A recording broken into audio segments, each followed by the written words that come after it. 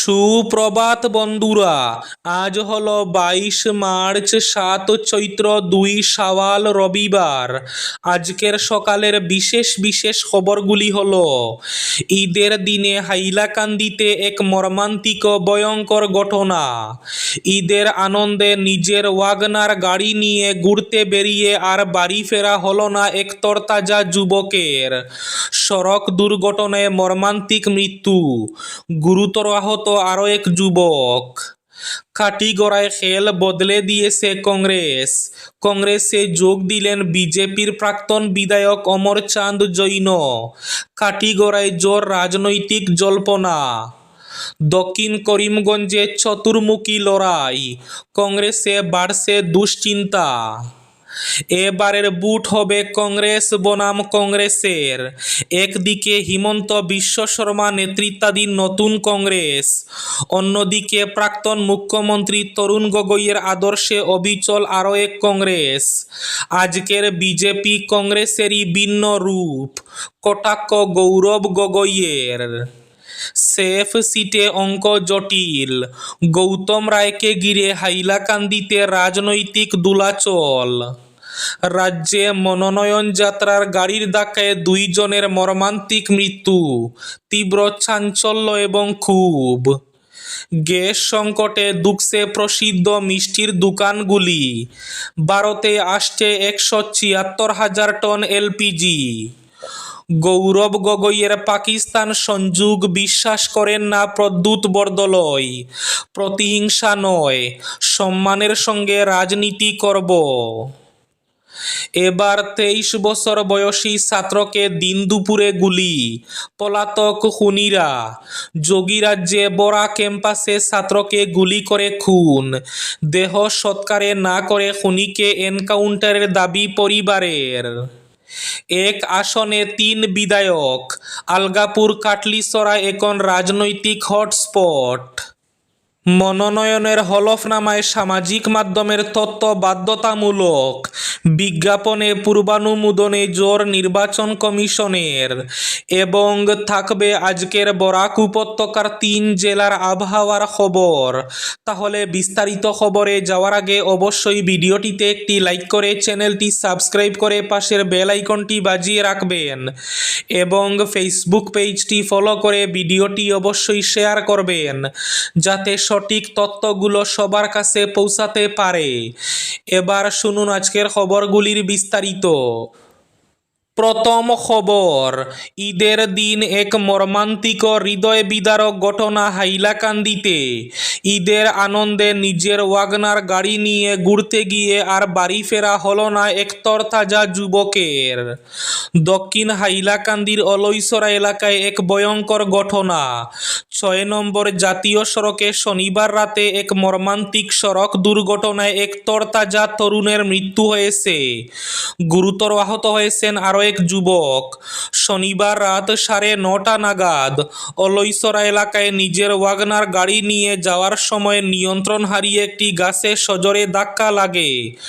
গুরুতর জখম হন চালক সুজামুদ্দিন চৌধুরী, বাড়ি অলৈসরা 4র্থ খণ্ডে। স্থানীয়রা তাকে উদ্ধার করে কাটলিছড়া হাসপাতালে নিয়ে গেলে কর্তব্যরত চিকিৎসকরা তাকে মৃত ঘোষণা করেন। অন্যদিকে গাড়িতে থাকা জাহেদ হোসেন লস্কর নামের এক যুবক গুরুতর আহত হয়েছেন। তার অবস্থাও আশঙ্কাজনক বলে জানা গেছে। এই মর্মান্তিক ঘটনায় ঈদের দিনের আনন্দের আবহে শোকের ছায়া নেমে এসেছে এলাকায়। বুটের খেলা জমে উঠেছে কাটিগড়ায়। কংগ্রেসে যোগ দিলেন বিজেপির প্রাক্তন বিধায়ক অমর চাঁদ জৈন। কাটিগড়ায় জোর রাজনৈতিক জল্পনা। অবশেষে সব জল্পনার অবসান ঘটিয়ে কংগ্রেসে যোগ দিলেন কাটিগড়ার প্রাক্তন বিজেপি বিধায়ক অমর চাঁদ জৈন। শনিবার গৌহাটিতে কংগ্রেসের জার্সি গায়ে জড়ালেন তিনি। আর এই প্রাক্তন বিধায়কের কংগ্রেসে যোগদানের সঙ্গে সঙ্গে সমাপ্ত হলো কাটিগড়া রাজনীতি। অমর চাঁদের কংগ্রেসে যোগদান নিয়ে বেশ কয়েকদিন ধরে চলছিল জল্পনা, ফলে কংগ্রেসও তার পথ চেয়ে কাটিগড়ার প্রার্থী ঘোষণা করেনি। এবার কাটিগড়ায় অমর চাঁদের কংগ্রেস মনোনয়ন পাওয়া সময়ের অপেক্ষা। রবিবারই কাটিগড়ায় কংগ্রেসের প্রার্থীর নাম ঘোষণা করা হবে বলে জানা গেছে। অমর চাঁদ কাটিগড়ায় বিজেপির টিকিট চেয়ে আবেদন করেছিলেন জেলা বিজেপির কাছে, কিন্তু দল সেখানে প্রার্থী করেছে কমলাক্ষ দে পুরকায়স্থকে। টিকিট না পেয়ে বিজেপি ছেড়ে কংগ্রেসে যোগ দিলেন অমর চাঁদ। দল তাকে কাটিগড়ার প্রার্থী হিসাবে ঘোষণা করবে বলে জানা গেছে। এদিকে কাটিগড়ার প্রাক্তন বিধায়ক কংগ্রেসের জার্সি পরতেই সেখানকার রাজনৈতিক লড়াই নতুন মোড় নিয়েছে। কারণ কাটিগড়ায় কংগ্রেসের টিকিট চেয়ে আবেদন করেছিলেন বেশ কয়েকজন প্রত্যাশী। 23 বছর বয়সী ছাত্রকে দিন দুপুরে গুলি, পলাতক খুনিরা। যোগীরাজ্যে বরা ক্যাম্পাসে ছাত্রকে গুলি করে খুন, দেহ সৎকারে না করে খুনিকে এনকাউন্টারের দাবি পরিবারের। বরা ক্যাম্পাসে এক ছাত্রকে গুলি করে খুনের অভিযোগ উঠল তারই এক সহপাঠীর বিরুদ্ধে। শুক্রবার চাঞ্চল্যকর এই ঘটনাটি ঘটেছে উত্তরপ্রদেশের বারাণসীতে। প্রাথমিকভাবে জানা যাচ্ছে ব্যক্তিগত শত্রুতার কারণে এই ঘটনা ঘটেছে। ইতিমধ্যেই তদন্ত শুরু করেছে পুলিশ সূত্রে খবর। মৃতের নাম সূর্যপ্রতাপ সিং। এদিন সকালে কলেজের একটি করিডোরে তিনি ঘোরাঘুরি করছিলেন। প্রত্যক্ষদর্শীদের দাবি, সেই সময় মঞ্জিত চৌহান নামে এক ছাত্র হঠাৎই তাকে লক্ষ্য করে পরপর গুলি চালায়।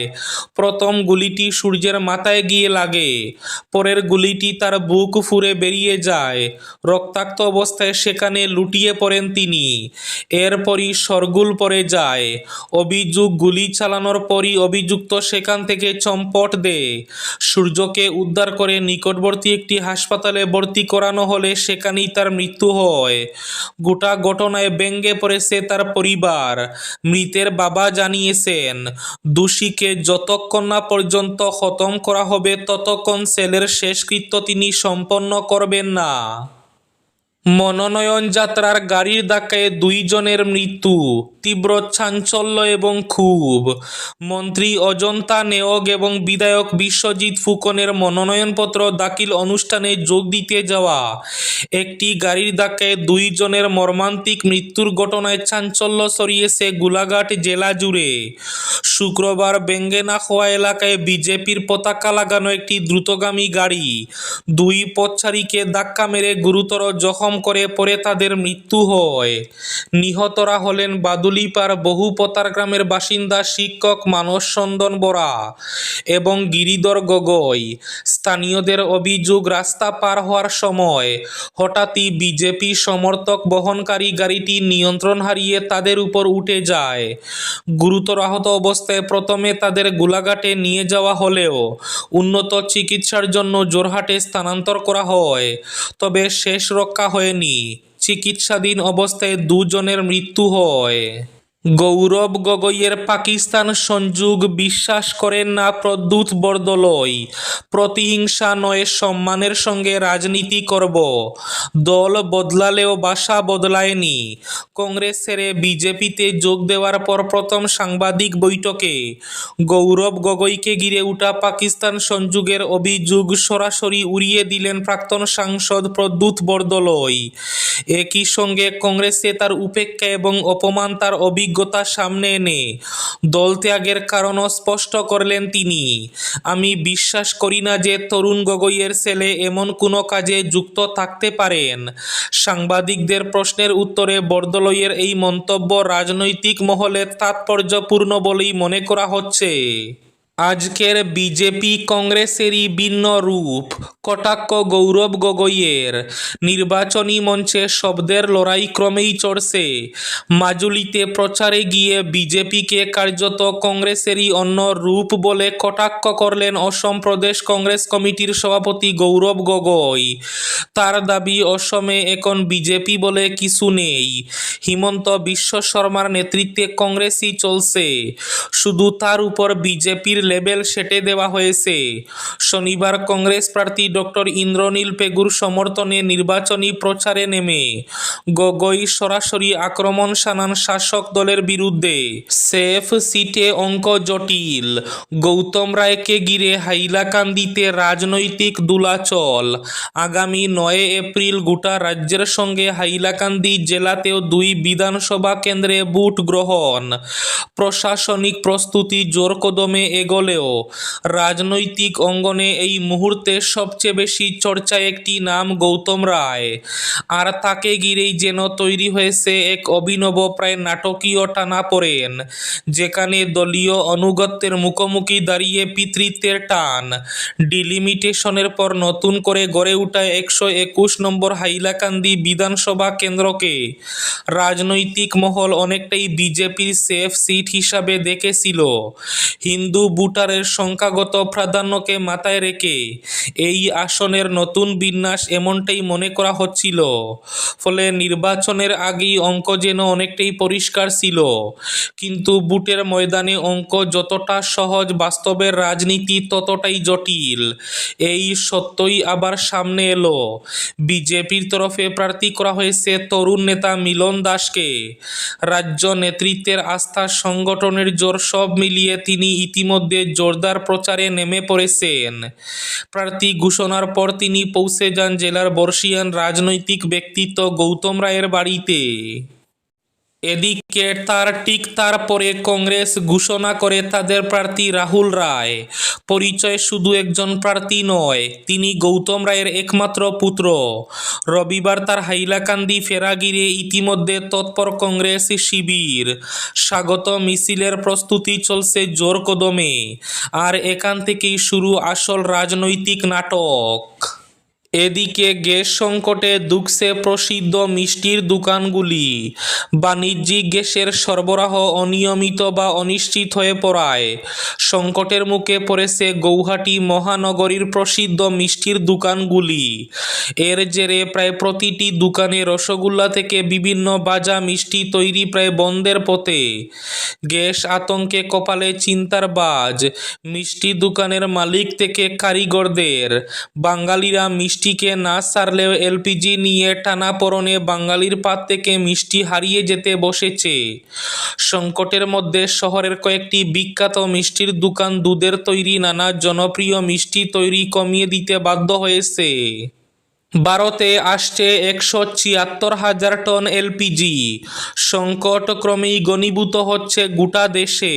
হেসেলে গ্যাসের টান। এই আবহে এবার আমেরিকা থেকে 176,000 টন এলপিজি আনছে ভারত।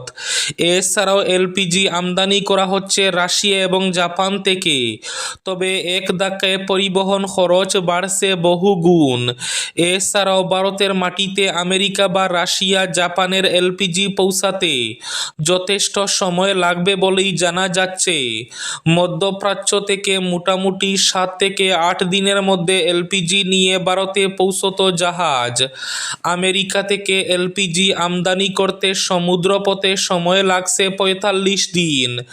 রাশিয়া এবং জাপান থেকে এও 35 থেকে 40 দিন সময় লাগছে। স্বাভাবিকভাবেই রাতারাতি এলপিজি সংকট যে মিটছে না তা স্পষ্ট।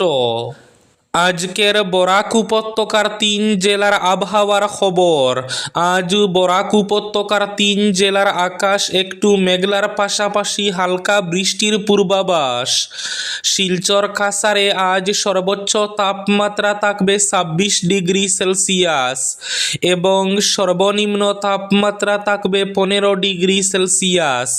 শ্রীভূমি তথা করিমগঞ্জ জেলায় আজ সর্বোচ্চ তাপমাত্রা থাকবে 27 ডিগ্রি সেলসিয়াস এবং সর্বনিম্ন তাপমাত্রা থাকবে 15 ডিগ্রি সেলসিয়াস। হাইলাকান্দি জেলায় আজ সর্বোচ্চ তাপমাত্রা থাকবে 26 ডিগ্রি সেলসিয়াস এবং সর্বনিম্ন তাপমাত্রা থাকবে 15 ডিগ্রি সেলসিয়াস। এবার শেষ খবরটি। মনোনয়নের হলফনামায় সামাজিক মাধ্যমের তথ্য বাধ্যতামূলক। আসন্ন বিধানসভা নির্বাচনকে সামনে রেখে মনোনয়ন দাখিলের সময় প্রার্থীদের হলফনামায় নিজেদের ব্যবহৃত সকল সামাজিক মাধ্যমের হিসাব উল্লেখ করা বাধ্যতামূলক করা হয়েছে। বর্তমান সময়ে সামাজিক মাধ্যম বিশেষত ফেসবুক সহ বিভিন্ন মাধ্যম নির্বাচনী প্রচারে গুরুত্বপূর্ণ ভূমিকা পালন করায় এই বিষয়ে বিশেষ গুরুত্ব আরোপ করেছে ভারতের নির্বাচন কমিশন। নির্বাচনী প্রচারে স্বচ্ছতা এবং শৃঙ্খলা বজায় রাখতে কমিশন একাধিক গুরুত্বপূর্ণ নির্দেশিকা জারি করেছে। নির্দেশিকা অনুযায়ী যে কোনো রাজনৈতিক দল, প্রার্থী বা সংগঠনকে বৈদ্যুতিন ও সামাজিক মাধ্যমে প্রচারিত সকল বিজ্ঞাপন প্রকাশের আগে সংশ্লিষ্ট গণমাধ্যম শংসাপত্র এবং পর্যবেক্ষণ কমিটির কাছে এই পূর্বানুমোদন নিতে হবে। এই নিয়ম দূরদর্শন, বেতার, ডিজিটাল প্রদর্শন, পত্রিকা, গণবার্তা বা কণ্ঠবার্তা সহ সামাজিক মাধ্যমের ক্ষেত্রেও প্রযোজ্য হবে। এই ছিল আজকের সকালের বিশেষ খবরগুলি। ভিডিওটি অবশ্যই লাইক করে শেয়ার করে দেবেন।